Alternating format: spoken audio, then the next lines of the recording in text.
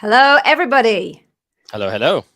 Hello. Right. So we're going to do the usual, Evgeny, and just ask people if they wouldn't mind to write us a little comment in the comment box so that we know that you can actually hear us. So anybody that's out there, just type, hey, Gigi, hey, Evgeny, pick your favorite person. Pick me. I'm gonna be like, what's his the donkey from Shrek? Me, pick me. Say hello to us, please, so we know that you can hear us. All right. Go. Well, whilst we wait for people to comment, because it always takes a while, there's a few seconds delay. Oh, there we go. We've got a few. Excellent, excellent. So we've got Givsberger 74. I love it. I love it. That That's so tops my good, creative aren't they? list for nicknames. Just rolls off the tongue, doesn't it? Yes, it does. We've got Ansu. Ansu, hello. How are you? Hi. I'm gonna kill this one. It would be Tachi. Would you go for Tachi for that one? I don't Tai know. Chi. Tai Chi. Tai Chi. Okay, I'm really sorry. I apologize to your parents for us if we've just brutalized your name.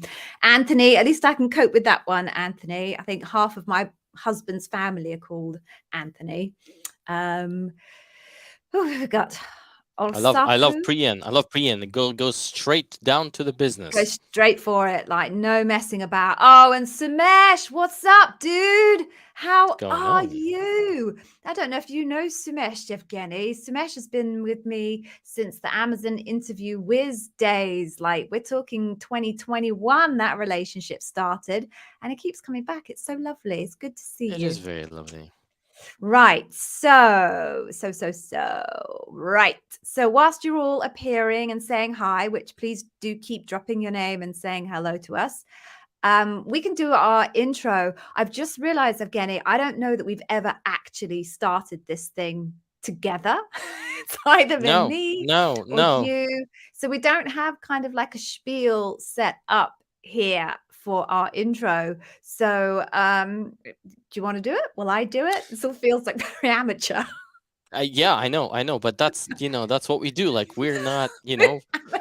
we educate people. We help people with Amazon interviews. This YouTube thing is, that we do it to talk to people. So anyway, I'll kick off. So Go. folks. I'm Evgeny. Good luck pronouncing that. And Gigi and I run Day One Careers together. We do these Amazon interview Q&A sessions, YouTube lives every week, and sometimes Gigi opens it first. Sometimes I open it first. Sometimes we open it together, which is what we do now. So Once. I was that once. Yes, that's the first time. I was with Amazon for 3.5 years. Then I jumped ship to Apple, where I spent 1 year.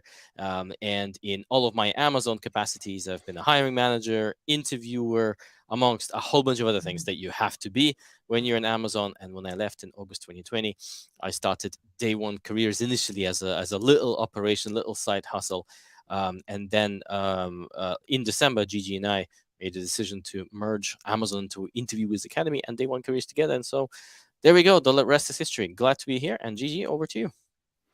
Hey, so I was at Amazon for 5 years. And in my time, I was also an interviewer, hiring manager, but more specifically, for the purposes of this audience, I was a bar raiser.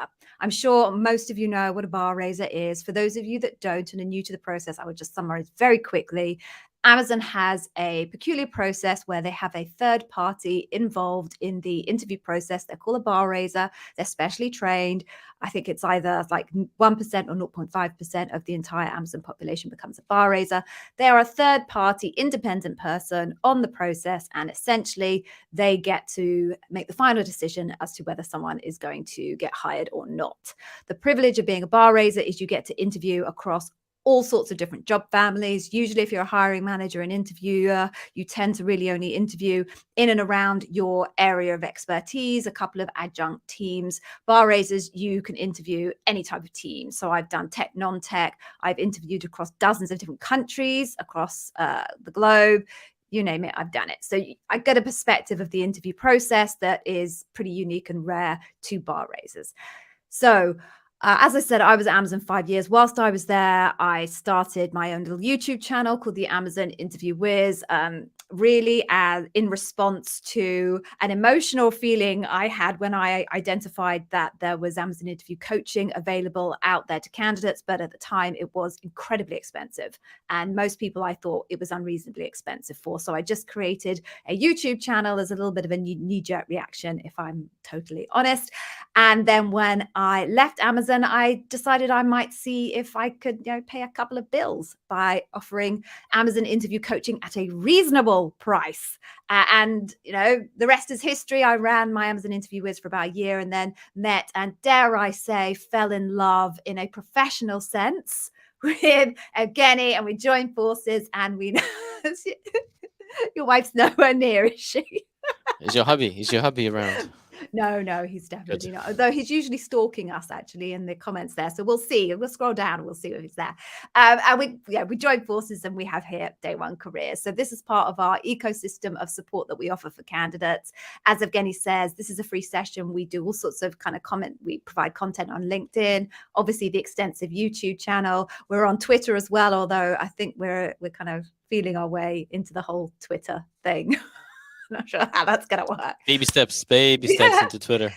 So the way this process works, everybody, and thank you so much for joining us. We've got a good crowd now, is you ask your questions in the comment section down the right-hand side there. We'll literally just scroll through and pick questions that we feel that we can answer. I think we probably managed to answer about 99% of questions. Sometimes people ask us questions that are really very specific about the technical type of nature of the interview that they're heading into. And of course, there are tens of thousands, I think, of different roles in Amazon, and we just can't be that kind of knowledgeable at a technical level of all of them. So those we will probably skip or apologize and say we can't answer. But other than that, we should be able to get to most of them. Please don't ask us generic questions. Hey, Evgeny, I've got a program manager interview tomorrow. Any tips? Evgeny will say, yes. We have 160 tips on videos on the YouTube channel. Go check them out. So please, no generic questions. Okay, so why don't we kick off, Evgeny? Do you want to pick our first one? And we'll say hi to people as we scroll through and brutalize people's names. Cool. All right. Let's see. Right. Well, I'm gonna. Do you know what? While I'm scrolling down, so there's. I'm just gonna pick this one. So this is again from Priyan, who went straight to the business, and this one is so Amazon Luxembourg had 3 rounds of interviews. First, senior software engineer. Second was a software developer who asked him a lot of LPs. Don't know if he did so because he had time. Third one was SDA2 round, was a clean code round. Who is the bar raiser? It's like a bit of a riddle, right? Like you've got all these conditions, and then here comes the question: who's the bar raiser? I have no idea who your bar raiser was. Usually, the bar raiser is someone who is not part of the team that you're interviewing with, or even not part of the org. So if you go back and to kind of look at where the folks who interviewed you actually work, whichever one seems the most remote is probably the bar raiser. But then again, as we always guide Gigi and I, why would you even care? Just always look, and this is maybe not just for yourself because you've already had your interview, but for everyone else here, just always look for a consistent level of interviewing, and don't particularly mind who the bar raiser is. It's nothing that you can control. It's an Amazon thing. It's useful to know it, but there's nothing particularly that you need to worry about. Just be consistent. And that's all I have to say. Cool. Priyan, I love the Tommy Shelby icon there. Madly in love with Peaky Blinders. So bonus points there for bringing that on. Okay, so moving on then. I just wanted to bring this up because Michael, hello Michael, how are you? Hey Michael. Just accepted an offer from AWS for an L5 business analyst. Yay! So we love to take the opportunity to congratulate people publicly. It looks like you are also a Day One Careers student. So that makes us even more extra happy, if more extra is actually grammatically correct in any way, which I assume it isn't, but hey ho, the English language is always evolving. So you are absolutely welcome, Michael. We are totally delighted for you. And of course, we're going to hit you up for a testimonial. So if you want to jump onto Discord and let everyone on Discord know of your success, I'm sure the rest of the community would love to congratulate you. And we will congratulate you there again as well. So yay! Moving on. Okay. I love those. They make me so happy. That's why we do this. That's our fuel, isn't it? It is. Okay. Oh, and Byte Bitten's back as well. This is like the home crowd. I'm sorry, Evgeny. You must feel very left out here. I'm just going to pop Byte Bitten up here because Byte Bitten was one of the people who was such a regular on my lives before we joined forces and got a role and moved to Seattle. And I was raving about how fabulous Seattle is. So here we have Byte Bitten, an Amazonian in Seattle. I'm glad that you like it.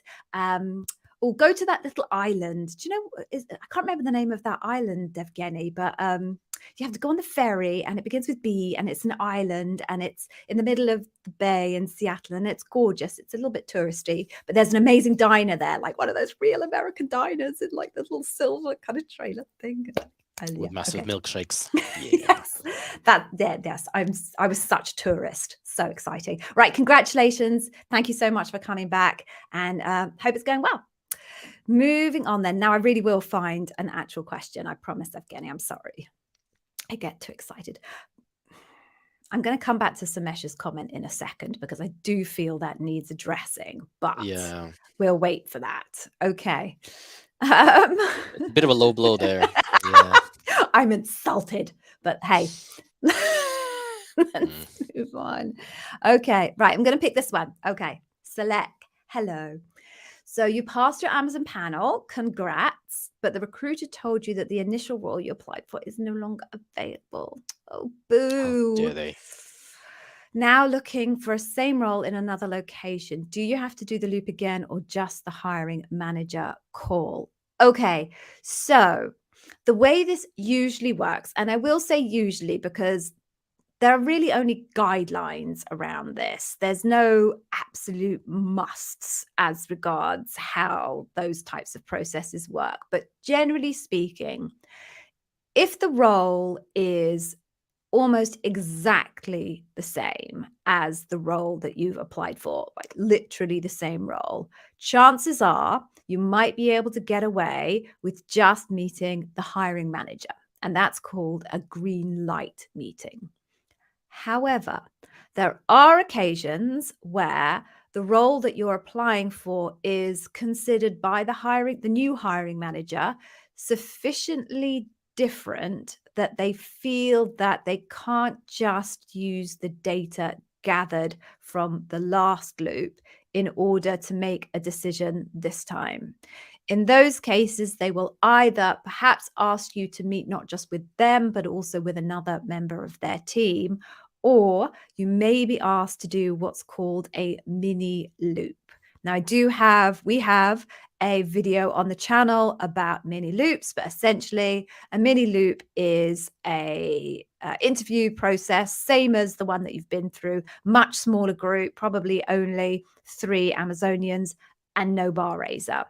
Odds are you won't have to do a mini loop. They are really working at pace these days, so trying to minimize the amount of time they put into interviewing. But I don't want to tell you you'll definitely only have to have a hiring manager interview because I know there are outside chances that it might be a little bit more complex than that. But I do want to say I think the odds of you actually getting a role are very high. We have quite a number of people, don't we, Evgeny, who come through day one careers and they tell us on Discord that this has happened to them. And almost to a person, as far as I can recall, they have ultimately landed themselves a role. So I think your odds are pretty good. I agree. It's actually a good position to be in, being pre-cleared for Amazon. So enjoy your pick of the roles and then do you well. Cool. Should I pick one? Yeah, please do. Here we go. So this one is from Anne, and she says that she has her loop this Thursday, and her questions are: who assigns the LPs to the interviewers? Do the interviewers at the loop know which are the key LPs? Will the Bar Rasier receive the key LPs? So the responses for you are: who assigns the LPs to the interviewers? It's usually the hiring manager. But different teams do it differently in terms of some teams, for example, the teams that I worked in devices, there would always be a little pre-brief that I would run with all of my interviewers, and then we would discuss what LPs are critical and why they are. We'll discuss the candidate, and then I would effectively ask my interviewers to pick up different LPs, and then the bar raiser would be a part of this discussion. And for example, some of the LPs where, for example, I believe are a little more difficult or fuzzy to assess, I would usually try to enlist my bar raisers' help to do that. So, as a hiring manager, I would assign them to the interviewing panel. Everyone would know the critical LPs, and everyone would obviously have their LP assignment across all of the LPs that are being probed during this particular process. Your last question is: will the bar raiser receive the key LPs? Yes, the bar raiser may not, while the bar raiser may not be always a part of the pre-briefing. Sometimes they are, sometimes they aren't. Again, I'm just judging from the teams that I worked in, but the bar raiser most definitely will know which LPs are critical and which are highly important but may not be critical. Anything to add, Gigi? No, I mean, pre-briefs don't always happen, sadly. The good hiring managers always make sure there are pre-briefs. Well done, Evgeny. I was bar raising on plenty of loops where there was no pre-brief. Assignment, again, the good hiring managers are the ones that make sure that they've assigned the leadership principles to the best people to test those leadership principles. Not everybody does, and it ends up falling to the recruiter to assign them at random sometimes. But broadly speaking, Evgeny's advice is absolutely correct. As a bar raiser, you should always enter the debrief asking your hiring manager which are the four, five most critical leadership principles, because of course you'll get tested on like 10 probably, because as a bar raiser, you need to know, if I had to synthesize this up to really only kind of 5 leadership principles, what are the ones that we have to be wowed on? So that's kind of the experiences that I had. So right, let's go back to Samesh, right? I feel I can't pass this up. I mean, seriously. I mean, Samesh, do you need your glasses checked? I'm lost for words. I mean, I don't think his glasses actually have any, how do you call this? Diopters in them? Prescription. Yeah, they Prescription. look like cool shades, like the Dolce It looks Gabbana ones. very it looks very Dolce and Gabbana. Or maybe I need my glasses sorting out. Maybe I'm looking at myself and seeing something entirely different. Yes. Speechless. We'll go with it for now. It's a good thing. I'm not vain, and neither are you. No, I'm not. But my kids do tell me sometimes that I should grow my hair back. I'm dreading to even attempt that. But there you go. Is it curly like mine? Oh, I That wish would it make me was. laugh. I That would wish it make me was. laugh if you did indeed have curly hair. I did have highlights. 10 years ago. Wow. Just confessing here. Wow. Let's just get it all out there. Yeah, let's do it. Okay. All right. Let's see what else we can find. Anthony, you said you've got your debrief today. Good luck. We hope it goes really well for you. Okay. Let me just pick this one. So, Antonio, ciao. So, tomorrow you've got your last panel interview for an area manager, L4. Okay. And I had only 8 stories, but they all concern almost all of the Amazon principles. How it is. Okay, so I think you're asking me, is 8 stories going to be okay for your panel? So I would say an L4, yes. Right? It's a junior role. You're not expected to have a huge amount of experience. Haven't got a lot of kind of time behind you. So 8 for someone at an L4 level as a bar raiser, I would be quite comfortable with. The trick, I hope, Antonio, that you've prepared for and you've deployed is that when you tell those stories for the different leadership principles, you want to make sure that you are very much leaning into the particular behaviors on those leadership principles for that particular story. So if you're using the same story to talk about customer obsession and talking about dive deep, you want to make sure when you're positioning it as a customer obsession, you're talking all about your customer, you're talking about listening to their feedback, you're talking about supporting them and coaching them, you're talking about championing them inside your business and representing them inside your business as if you were them. And then when you're talking about it from a dive deep point of view, you talk about all of the layers that you went into, all of the investigation, all of the data points, what data led you to what, who you spoke to, what questions you asked, etc., etc. But really leaning into those different behaviors that they're looking for in those different leadership principles in that single example. So don't worry, I think you'll be fine with the 8 stories. Just again, make sure you're leaning into those different behaviors as you tell those stories for different answers, different questions. That's the word. Okay, anything to add, Evgeny? Nothing to add, nothing to add. All covered with a lot of detail. Let's keep going. So I've got Bar Rasier, Bar Rasier. I don't know. Sorry, again, I probably butchered your name again. I can relate to that because I've had my name butchered for at least 20 years. So I have large projects which touch all the principles, and we do a max of 2 a year. So how do we loop with multiple examples? This is going to relate to a whole bunch of you who are in roles like this. I had a chap in construction who was applying for a facilities role at Amazon. He was in exactly the same position.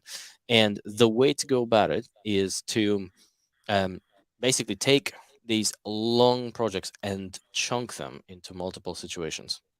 You see, there is actually no need to just take one project and map this whole project to one situation, even though sometimes you might be tempted to do so because you get the results at the end of the project. And obviously you want to talk about the results in your star narrative, given that the R at the end actually stands for results. But there's no need to do that. So take a magnifying glass, a virtual one, don't take the real one, just use a virtual one, and just go zoom in the timeline on these projects and pluck out these different situations. Like, I'm sure if it's a project where you're leading a group of people, you always need to interact with a whole bunch of folks, and sometimes your opinions could be different from the opinions of other folks, and this happens throughout the project. You see what I'm getting at? You can pluck out quite a few earn trust stories there, and there it goes. So that's how I would do it, and that's our general advice to anyone. Gigi, anything from yourself? Nope, perfect. Very comprehensive. Let me pick the next one. So, hey, Jing. So thank you for joining, Jing. You did send me this message on our bot on the website. I'm sorry I didn't get a chance to reply then, so I will reply now. So you're an undergrad. You are going for, I assume, the graduate program, and you've got some kind of experience in being a student ambassador, a little bit of work experience. Okay, and you're currently working on the LPs. Jolly good. Reading Amazon books. Very good. What else should you do? Oh, you say you've had some achievements, but it's society activity. All right, so let's just break that into 2 parts, Jing. In terms of what should you do to prepare for your Amazon interview, I actually think it sounds like you're doing pretty much everything that you can do. You have to understand the leadership principles. You have to reflect on your experiences from the past and try and bring out stories that reflect those leadership principles. And then having a general grounding in Amazon is a good thing to do. So read Amazon books, learn what it is to be an Amazonian and how they think.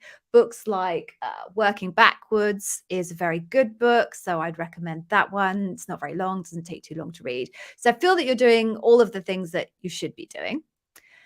Talking specifically about your point about you've had some achievements, but it's society activity. In terms of, for you, you should worry less about results. You know, Amazon talks about kind of wanting data and wanting to have impact. But if you're going for the graduate program, it's bearing in mind where you are in your career, it's understood that you're not going to be able to talk about having raised $10 million for your business through some amazing deal, blah, blah, blah. They understand that's not going to happen. That's not what's expected of you as a graduate. So what is expected of you as a graduate is to be able to tell them how you've demonstrated the behaviors aligned with the leadership principles. And to do that, what you can do is, as you've just discussed, go back into your school/university/college, whatever you call it, career, and think about the things that you may have done in societies or groups. Have you run a society? Are you a treasurer of a society? Have you run events, fundraisers, that type of thing? But also think about projects that you've done in your academic career where you've had to work with a group and you've had to deliver an outcome with that group, and then reflect on the leadership principles in the context of those type of scenarios. When you think about things like customers, when Amazon is asking you about customers, if you ran a society, the members of your society were your customers. If you ran an event, the members of the people that came to your event were your customers.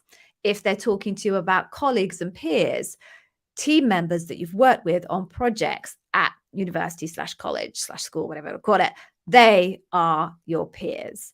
So the key for you is to think about the language of the leadership principles and ask yourself, can you convert that into a frame of reference that makes sense and is parative to the business world in your educational world? There is also, I'm sure you'd be delighted to know, a video on our YouTube channel for graduates. It's actually quite hard to find because obviously it doesn't rank all that well because there aren't that many graduates compared to everybody else. But if you dig around in there, you will find a video there specifically for graduates, and I go into a bit more detail about what I've just described.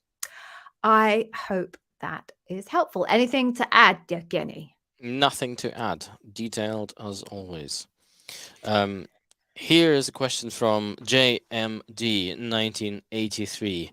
And again, very interesting avatar. I'm 1982, and I wish I looked half as good as that chap on the avatar. And JMD also sent us a little tip. Thank you so much.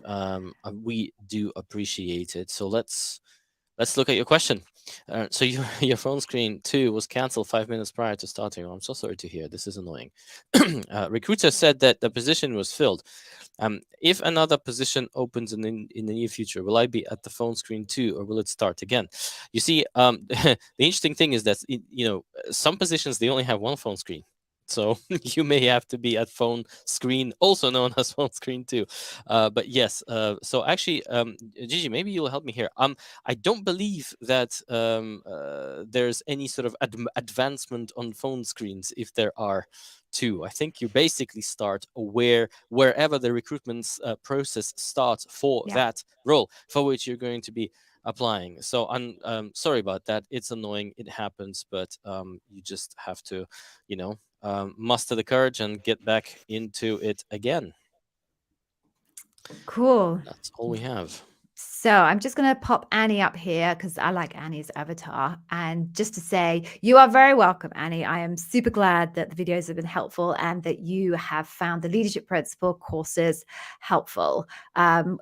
Everybody stay until the end. I was going to say this at the beginning and I forgot. We have an amazing freebie for you. It is one of the leadership principle courses that Annie is talking about here. It's our customer obsession one. Best freebie, I am convinced, available out there on Amazon interview preparation. So do hang around and you'll get that. And hopefully you will like it as much as Annie did. But thank you for joining, Annie. I am glad you found it useful. Okay, so now I am genuinely going to go and look for another question. Yeah, okay. Oh, here's Gibbsborough 74. Right. So you've 20 years of experience. You're currently a senior manager of managers. Okay. And need our guidance on what kind of roles do you apply for? L6 or L7? Does Amazon prefer to hire external candidates for L7? Okay, so with 20 years of experience, I would suggest that you goal seek L7 roles, so senior manager roles. There are managers of managers in Amazon that are L6s. It's not mutually exclusive to L7, certainly not these days. But with 20 years behind you, you should definitely be targeting an L7. In terms of your question, does Amazon prefer to hire external candidates for L7? Not to my knowledge, and there's certainly no written policy that suggests they do. Amazon, to be honest with you, Amazon prefers to fill internally for any role. because filling internally is a much surer bet than filling externally, because you know that person can cut it at Amazon. And that in itself is always kind of the first few months risk moving into any role in any organization. So truth be told, Amazon prefers to hire internally, and internal candidates will very likely be interviewing for the role simultaneously to external candidates. They don't open a window for internal, exhaust that, and then open a window for external. The whole thing runs concurrently. So it's the best person for the job who gets there first, effectively, be they internal or external. Anything to add, Evgeny? Just one thing on top of everything you said, speed. Sometimes for some hiring managers, speed is important. If the hiring manager is desperate to fill the role, they might be leaning towards internal candidates as well. But generally speaking, again, as we always say, and I hope you back me here, Gigi, nothing that we can control. I mean, just go at it and do your best.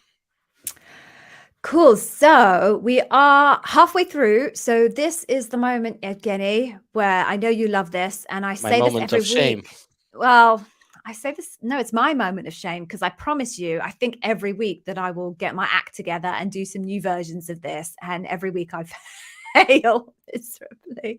There's some ownership issues going on here.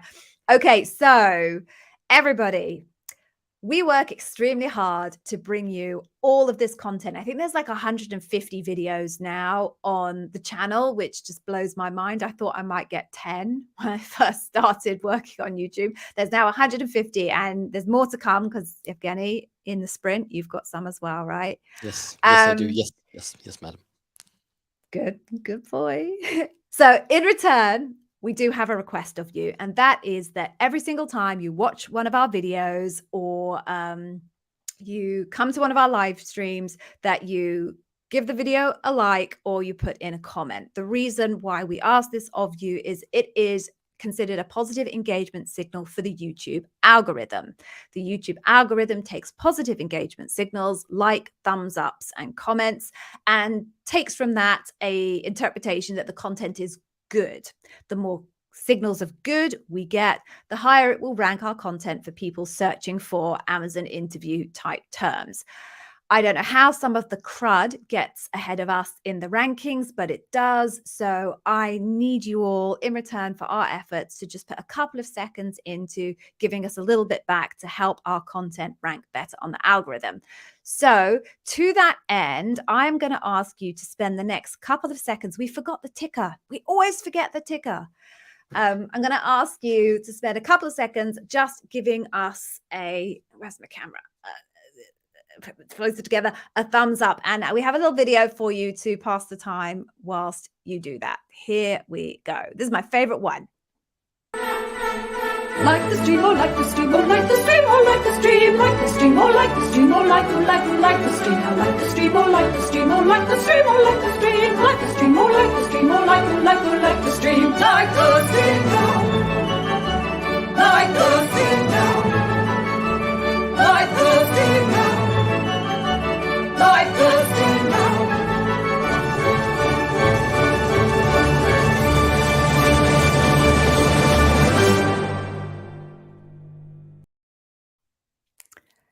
There we go. Ever so slightly bonkers. We've probably lost a few people in that, but never mind. Does everyone know that Gigi actually sings on all of these videos? She can sing. OMG. I sing. I dance too. I play the guitar. No, I don't play the guitar. Right. Is it your turn or is it mine? I've lost It is my here. turn. And here's the question. We've got hi Tom. Hey man. Right. So hi Gigi. Sorry, I picked it up. I'm not Gigi, but hey, you know, I still need to grow my hair apparently and become Gigi. I've got my I know. Well, that's a good idea. I have a panel next week for a business analyst, and the hiring manager told me during the second interview that they will test dive deep, invent and simplify. Is this applicable in the panel also? So I'm going to go ahead and assume that they told you that during the second interview, phone screen 2, they're going to focus on these LPs, and are they going to appear in your loop as well? I don't see why not. they are the composition of LPs during the phone screens and during loop is not actually related. A phone screen is a anything goes type of scenario. So if they wanted to probe on these LPs during the phone screen, there's nothing that's stopping them from inserting them into your loop. So yes, I would say if I were you, I would expect them. And especially I'm looking at that you're going to be interviewing for a business analyst role. If I was hiring a business analyst, there's no way that I would skip dive deep from my loop, to be honest. So yes, do expect them both. Anything to add, Gigi? Yep. Do you know what? I had one and then I lost it. Where is it? All right. No, I lost it. I don't know how I lost it, but I lost it. Okay. Gonna keep going. All right. I just did this one quickly. Nish. Hi. So after your loop last Tuesday, your manager accepted your LinkedIn request. Is it a good sign? Not especially. Don't read anything into it. This is the thing. And you say this regularly, Evgeny. It's like, you can't control these things anyway. So don't read into anything. It's neither a sign that is good nor bad. They just accepted your LinkedIn request. Move on. Don't overthink it. You'll drive yourself crazy. Right. Are you ready for another one, or will I pick another one, Evgeny? Because that was a bit of a cop-out, that one. No, you go for it. You go for it and pick a different one. Have you got one already? Nope, working on it.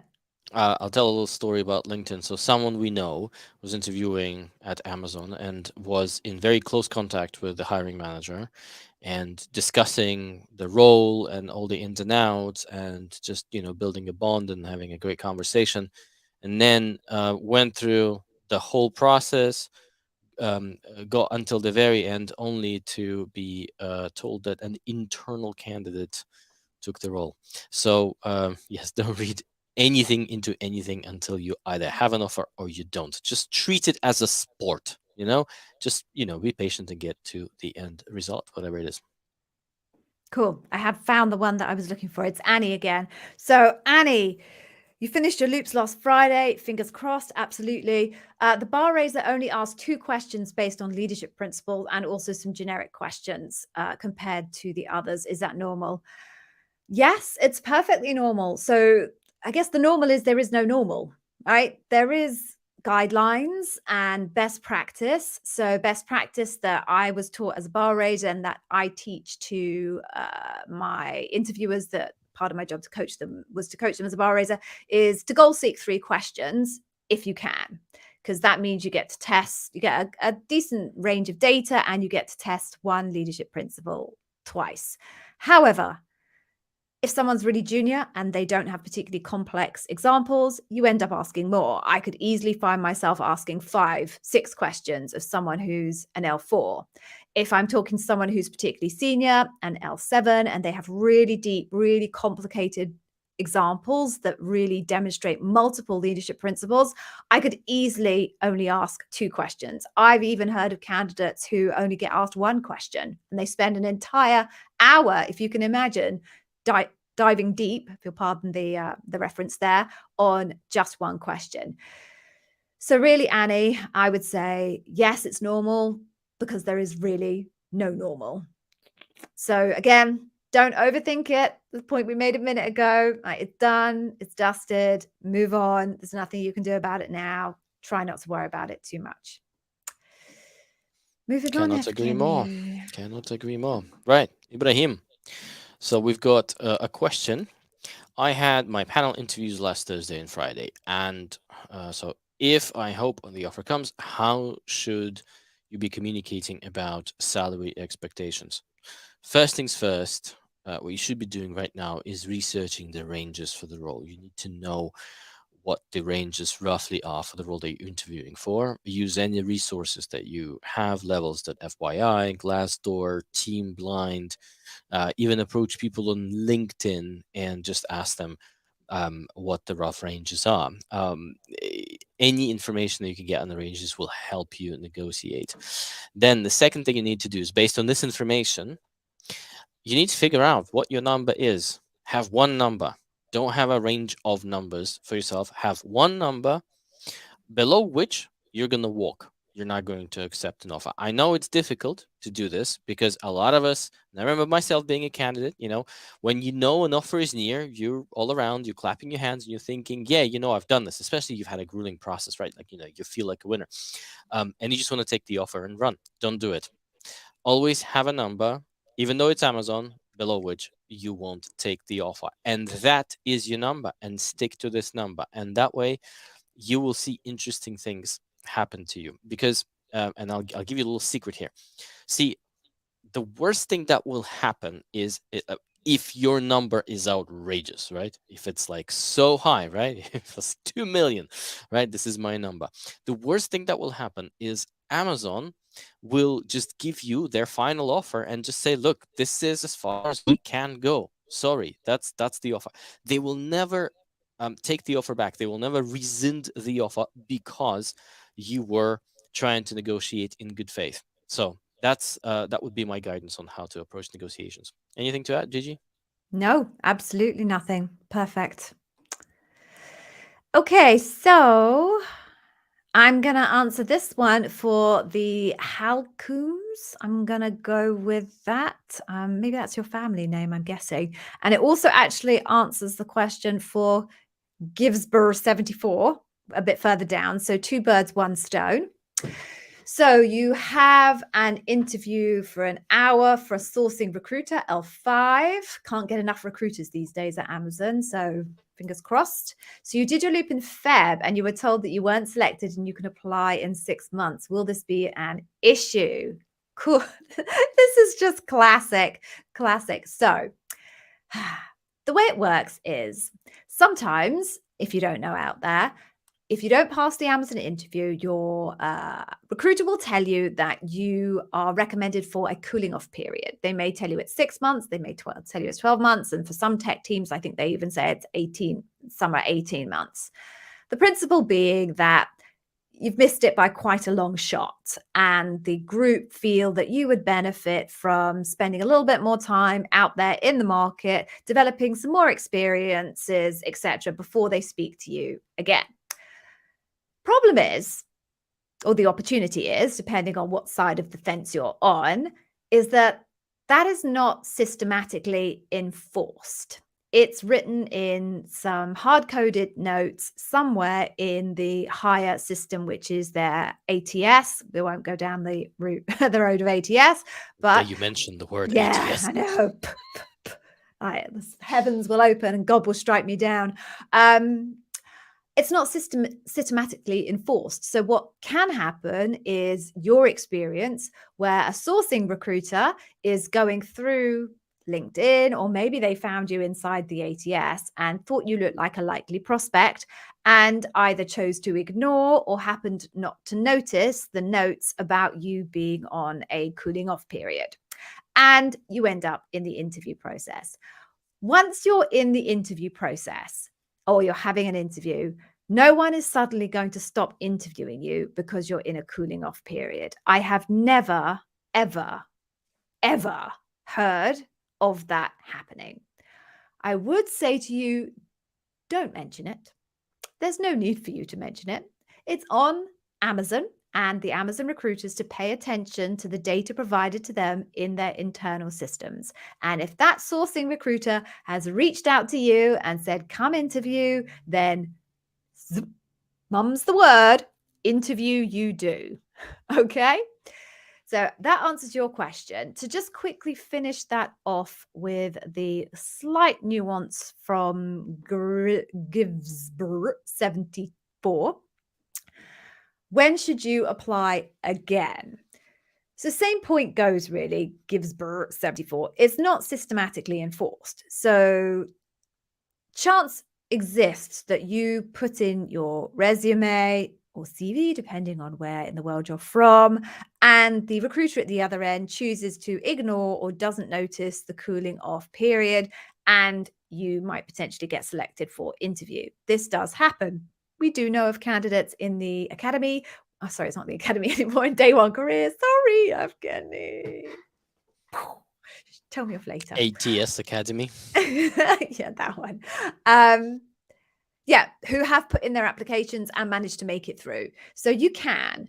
There'll be other people who have put in their applications and have been rejected pretty much instantly. And it won't be by the ATS bots people. It will be by the recruiter who has spotted that you're in a cooling off period. So my advice as a good Amazonian citizen would be, if someone's told you you're in a cooling off period, there is a reason for it. They don't do it just for, I was going to use some rude words, S's and giggles, as we would say here in my part of the UK. It's because genuinely the team felt that you were quite a long way off and that you needed some time to build up some more experience. So I would suggest you take that time to build up more experience, because if you keep applying and keep failing, a string of failures on hire in the recent past does not look good. So 6 months, it'll go by like that. Look for big projects in your current company. Look for complex projects in the current company. Think about the LPs where you think your stories weren't as strong as some of your other LPs, and look for projects where you can maybe gather narratives that will help you bring better stories the next time around. That's my advice. All I can add on top of this, Gigi, and this was very detailed, is that we know someone in our community, and I keep mentioning Roman all the time. So he had 3 interviews with AWS at an L6 for a senior solutions architect. All 3 ended up with rejections. Every single interview had a cooling off period, and he took those cooling off periods and he was looking for more and more and more complex and impactful projects, and he ended up getting an L7 offer for a principal solutions architect. So I'm not saying this is going to happen to you. This is a very unique case, but what it does demonstrate is exactly what the Bar Rasier here has suggested. Take this opportunity to beef up your resume and beef up the stories that hopefully you will be telling Amazon when you reapply. Cool. Your turn. So we've got Thomas from Germany. So his panel is for a loss prevention specialist for an L4, and it's coming up next week. He wonders if he can also present examples which are not only work-related. Graduate beneath the job for X. I have no idea what job for X is, but I'm assuming you are a recent-ish graduate and you're applying for an L4 role. And so you're asking whether it's okay to present stories that are not work-related. So what I'm gonna say is, so for you, essentially, the stuff that you were doing in your uni before your maybe recent work experience is your work experience. That is your quote unquote professional experience. So I think here I would refer you to what Gigi was talking about around applying straight from academia. Yeah, so look for various different examples of group work, extracurricular activities, stuff that allows you to interact with other human beings as opposed to just go solo in a constant battle with your textbook, right? But all of these examples, they definitely for an L4, right? And I'm assuming you are a recent-ish graduate, maybe with 1 or 2, I don't know, maybe even 3 years of experience. Let's say 2. They will count. However, and I'm going to answer the question that we weren't asked. If you are, for example, a seasoned professional and you're contemplating whether you want to add examples from your personal engagements, I don't know, like some sort of school work, PTA with your kids and that sort of stuff, then this is where advice changes, right? And we always advise to stick as much as you can to your professional experience. Anything to add, Gigi? No, I was just reading ahead and spotted a good question. That's why I was grinning. I'm going to wait. So Lego ego, my ego, I'm coming for you. But not just yet. Well, I'm curious. I'm going to scroll down. You have to scroll Lego down. my ego. Love it. This dude is awesome. You check out some of the YouTube comments that he drops at some point as well. All right, so here we go from Teichi. Hello, I'm so sorry if I brutalized your name. So you mentioned that you're a D1C student earlier on, so it's great to have you here. Okay, so people ask this all the time, so I'm gonna answer it. The world has changed ever so slightly from some of the advice that I would have given previously. So I'm just going to give you kind of the update. I don't think it really changes the reality for you, but hey, you all like to know this. So would the main discussion and debrief be from your loop interviews, or does it always include notes from earlier phone screen for making the final conclusion? Okay, so it used to be that anybody that was on your interview process, be they phone screen 1, phone screen 2, loop, anything, would see all of the notes that everybody had written. This has now been changed. So this is new information from our recently joined Bar Rasier, Charlotte, who's joined us. We do keep an eye on the changes. That's now changed. And the only people that can see the notes from your previous interviews, so if you have phone screen 1 or phone screen 2, are the Bar Rasier and the hiring manager. Right? So that's slightly a nota bene. It's slightly peripheral, but it's a change. So I wanted to share it with you. Once you get to loop, the decision that they try and come to is based on the data gathered at loop, panel, final round, whatever you want to call it. They do try and come to a conclusion based on that data set. However, sometimes you find yourself in debrief needing some extra data. You might need to validate something. You might need to mitigate a concern that one of the interviewers has raised in debrief.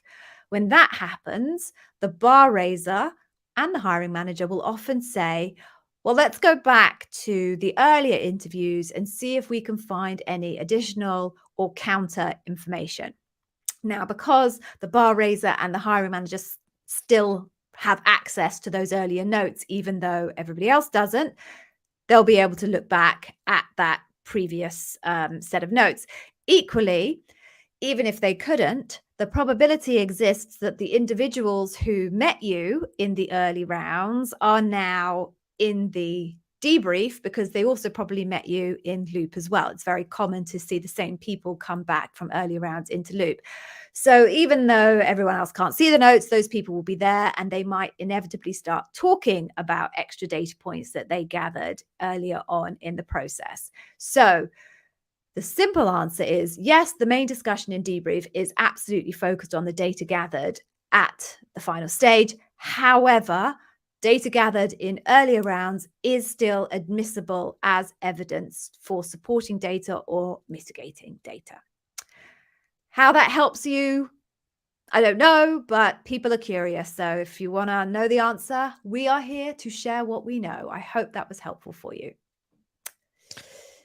Can I actually follow up with a question to you, Gigi? Because it's something that I was wondering about. So yeah, sure. Written sample, right? Oh, so yeah. As a hiring manager, I've never, ever, when I was hiring L6s, I never looked into the written sample for any evidence for the purposes of seeing whether they raised the bar. For me, it was literally a writing exercise. The candidate can write, that's a tick in the box. If they can't, it's a question mark. Pretty much everyone, I've never seen a single one who actually couldn't write decently enough. However, lucky you. I've had some abominations, but there we go. There you go. But you've obviously been a Bar Rasier, so you've interviewed a lot more individuals. Now, I have heard that other hiring managers might tap into the written example as evidence. Now, from an ex-Bar Rasier's perspective, what's the deal? I hate to say it, but it's all sorts. So the policy in principle is that the writing sample is there purely to test people's ability to string a sentence together. And you as the hiring manager and the Bar Rasier are responsible for reading that and making sure you're comfortable that they can indeed string a sentence together. That's kind of the norm, the kind of the policy per se. However, I have come across examples as a Bar Rasier where hiring managers have actually asked their candidates about their writing sample in the interview. I've also come across instances where for mitigating evidence or additional evidence, people have pulled out the writing sample and used that as additional evidence. Now, quite often, actually, people use the same example in their writing sample as they do in interviews. So it's slight edge case where people are able to reach back into that for a new example that didn't exist somewhere else. But that has happened. And certainly on the other side of the fence with our candidates, I've heard our candidates tell us that they have been asked about their writing sample, or they've been told unhelpfully by their recruiter that they will be asked about their writing sample, and then they are not. So I would say percentage-wise, probability is it's just being used for assessing writing. However, there are edge cases where people will be asked to talk through that sample, or that sample will be used as evidence in debrief. It's the norm until it's not the norm. And that is a great response. Thank you, Gigi. And I have completely lost myself. So We've let's got see. quite a Okay. few, so it might be worth jumping right down to the bottom. Okay, so I think this is going to be a quick one. How do I know which L is the role that I'm applying for? And I think someone else asked the question, how do I know which LPs they're going to include in the loop? So let's address the L. So for some titles at Amazon, you can actually figure out what the L is. For example, senior something manager is usually an L6, whereas senior manager, something being the functional area, usually an L7. Roles that have head of can be both L6 and L7, usually L7, but could be both L6 and L7. Also, sometimes some roles are level flexible. So for example, when you're applying for a role that says, let's say, senior solutions architect, which is which is an L6 role at AWS, sometimes your recruiter can say, well, actually, we might consider you for an L7, and then it's level flexible. So you will kind of take it and play it by the ear. For some roles, it's impossible to discern, right? Roles, for example, in various different fringe functions, such as economic analysis and other such roles, you will not be able to figure out what the level is. At the end of the day, it's all about compensation and other inputs. So I wouldn't be too crazily concerned about level. Second thing is LPs. Someone asked about LPs. Let's just cover this. So the way to so there is no way to know with 100% certainty what LPs they're going to include. That being said, your best bet is two things. First of all, recruiter. Ask your recruiter. In 50% of cases, they're going to tell you. They're going to tell you exactly what the LPs are. If not the whole 10, let's say I'm using like an average sort of loop with five people, L6ish. They may tell you what the critical ones are. Yeah, the 4 to 5 critical LPs. If that doesn't work, you always have the job description. Just go through the job description with a magnifying glass.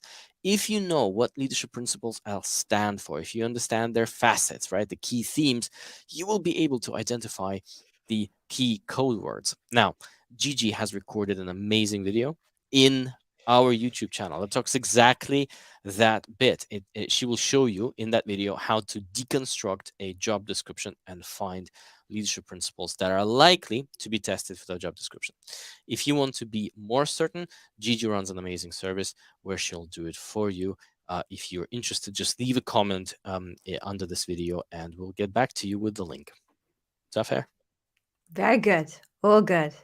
Right. So I have to go to Lego My Ego's comment because I love it. And then I will answer Austin's question. I think we had Austin here last week, I think. So let's just do Lego My Ego.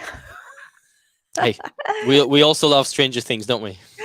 Oh, well, you got to amuse yourself somehow. Let's be honest here in my dungeon. Right. So have either of us considered applying for an Amazon job just to share our experience and any changes since you worked there? Could be a hoot. Would you do that? Would you apply again? I don't know. They'd take like one look at our LinkedIn profile and laugh. They probably will. They will also pull a whole bunch of posts that I did about Amazon and all the times that I took a little dig at them as well. Yeah. Do you know what? I have thought about it. I have thought about going in disguise, primarily because I want to go through the online assessment myself. I've got a good video on the online assessment and how it works, but it's very secondhand information from candidates and also from ex-colleagues of mine. I really want to actually do the online assessment myself. And I figured the only way I could do that is apply for a job and then do the online assessment. And then I had kind of imposter syndrome, and I'm worried that They bin my resume, reject me before even The bar has raised too high? So maybe one day, Lego my ego, but yeah, not just yet. Not just yet. Right, let me get to Austin. Thank you for the question, though. You're always a hoot. Okay, so you're still waiting on a second interview to be scheduled. Is it a bad idea to apply for other similar roles at Amazon? This new position is local to you rather than remote. So I totally support people applying for multiple roles at Amazon. You should just apply for multiple roles anyway, anywhere, right? Never have all your eggs in one basket. The only caveat that I will give you about applying for multiple roles, and recruiters will give you about applying for multiple roles, is try and make sure that the roles make sense together. So if you apply for multiple program manager roles, of course you do. Right? One program manager role is much the same as any other. Multiple product manager roles, for sure. Multiple marketing manager roles, vendor manager roles.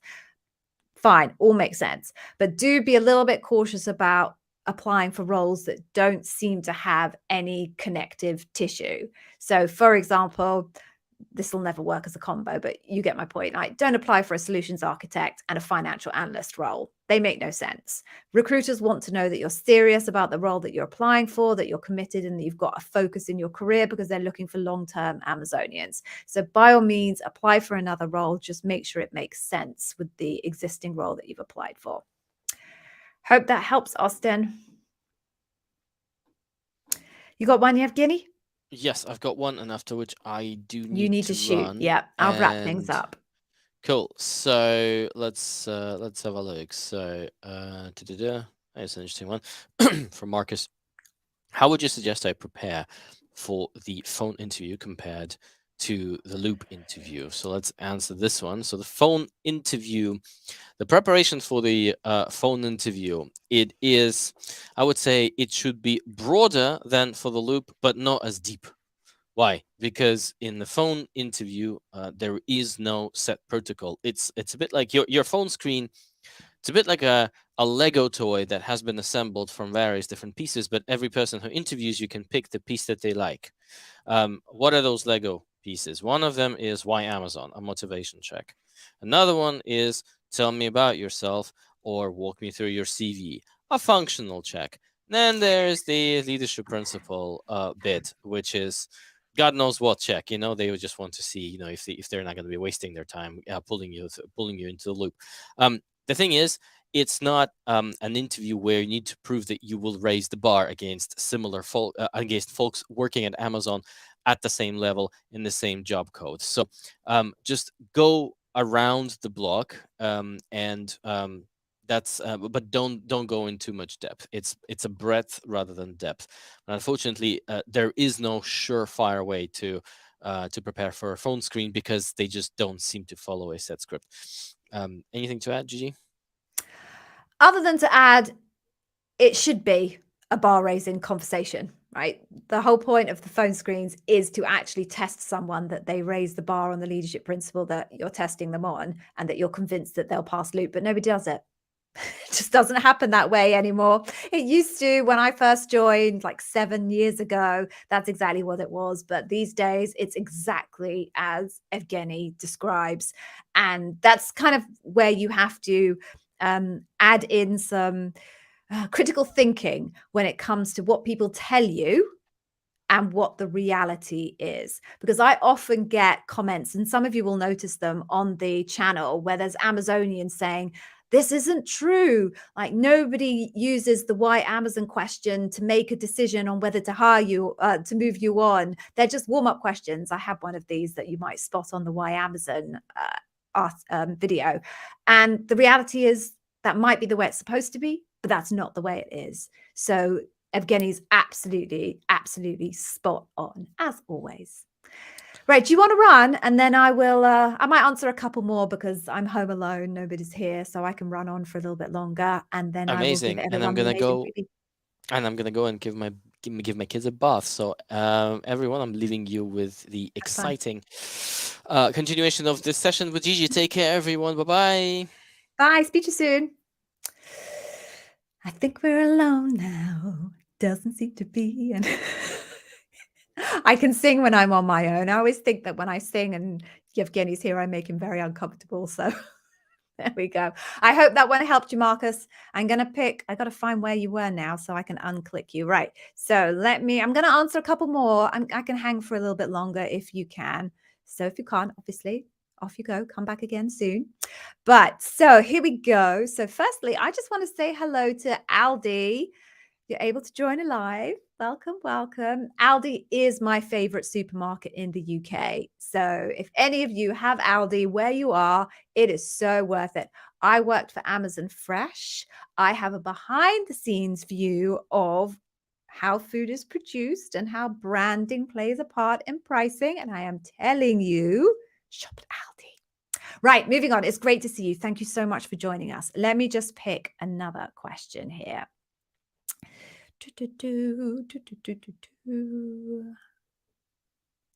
Okay, cool. Yeah.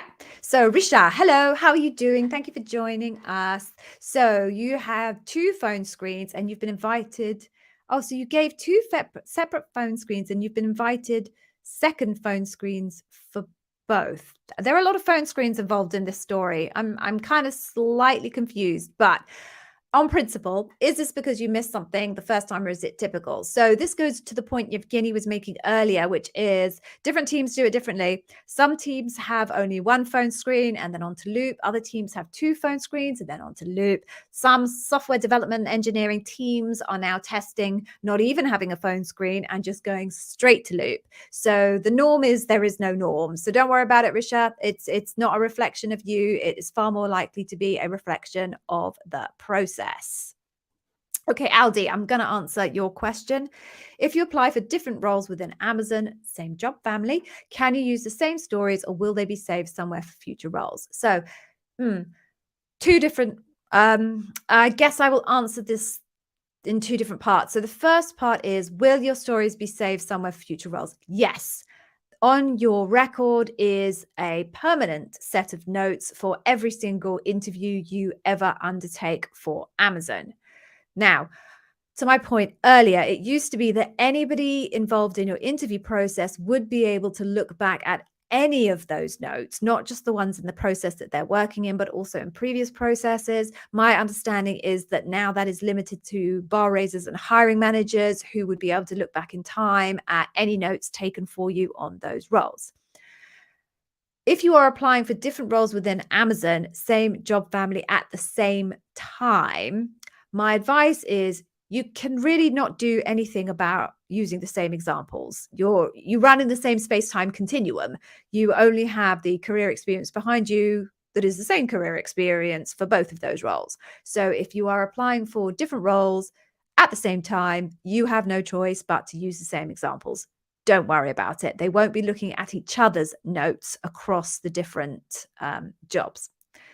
If you apply for another role in Amazon at a later date that is the same job family, yes, your hiring manager and your bar raiser will probably look back at those notes if they were only about 6 months ago. My kind of general practice was that if someone applied more than a year ago, I wouldn't bother looking at their notes because it was such a long time ago. So if you are applying again a few months down the line, I would suggest, if you possibly can, to come up with some fresh examples, 1, maybe 2 fresh examples, just so that you've got something extra to add to the pot to where you were a few months ago. And you can show some recent high performing examples, because that's what they're looking for. That's the more recent and the more high performing the examples, the more confident they can be that if you landed in their business tomorrow, that you would have high performing examples. So Aldi, that's my advice there. I hope that was helpful. Okay, so let's move on. Oh, Mautez! No way! That is fantastic. Oh, congratulations. Mautez was one of my one-to-one coaching students. We worked together a while ago. It was a good few weeks ago now, wasn't it? So congratulations. I am so, so happy for you. Thrilled. Well done. Well done. Oh, that gives me such joy. Oh, I feel pumped. Okay, moving on then. Oh, Guy, we've got a bit of a run of it now. Excellent glasses, Guy. Love the glasses. Big glasses fan, as I'm sure you'll know from my videos. Oh, no, I don't wear my glasses in my videos. It's only on my lives. Congratulations. It was a year ago. Wow, you're back, Guy. Wow, you hung out with me for another year afterwards. That's incredible. I hope it's going well for you, Guy. And if you're in L7, you're hiring. So make sure you're sending people to Day One Careers. I hope it's been a good year. Good to see you again. Okay, right. What else do we have? I'm going to answer. I think I'm going to aim for 2 more. And then I am going to go and eat my food. So let's just have a look.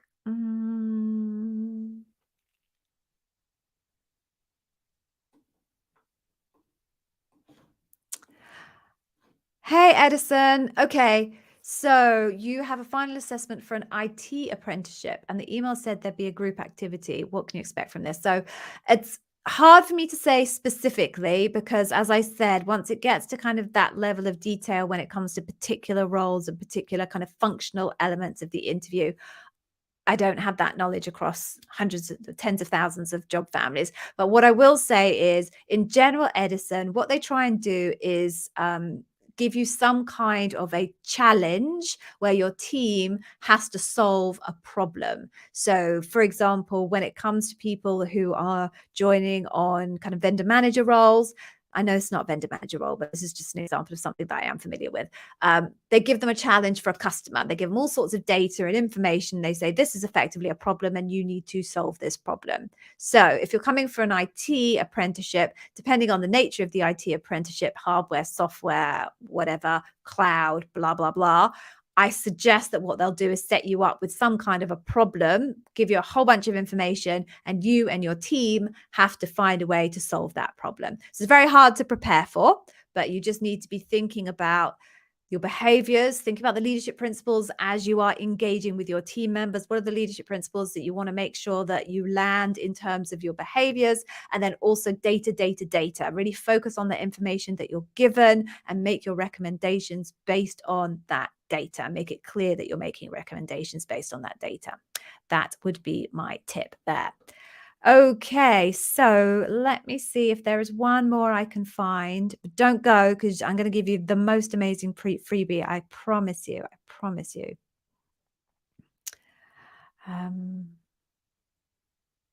Okay, yeah, I'm gonna answer this one here. Right, Beanbag Johnson. Cool.